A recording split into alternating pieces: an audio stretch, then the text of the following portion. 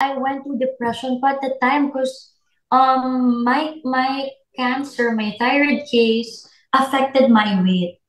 And in our industry, you have to look presentable all the time. You have to look sexy. You have to look fit for you to fit in this industry.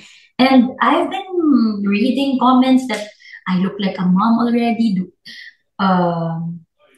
Was I able to like eat and eat? Like I was depressed at the time. I really don't want to go out. So after the operation, I asked myself, are you ready for this? Like, are you ready to face every comments like that? And then one day I just woke up. I don't want to be affected at all.